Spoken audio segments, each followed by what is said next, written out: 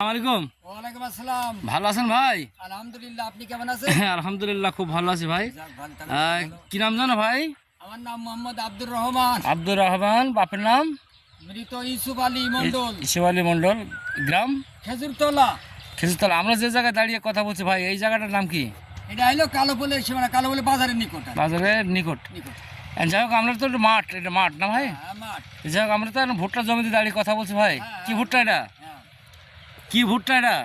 এটা হাসান 55।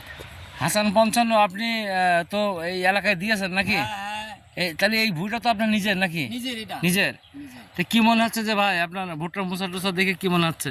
এখন মোটামুটি এখন তো দেখছি ভালো লাগছে, আল্লাহর রহমত। হ্যাঁ, তো এর আগেও তো 2-3 বছর মানে করেছি। লাগাইছেন। হ্যাঁ। তো কি ভালো হলো না খারাপ হলো? মোটামুটি ভালো হয়েছিল। তা সেই বছরের তুলনায় এই বছরে কেমন?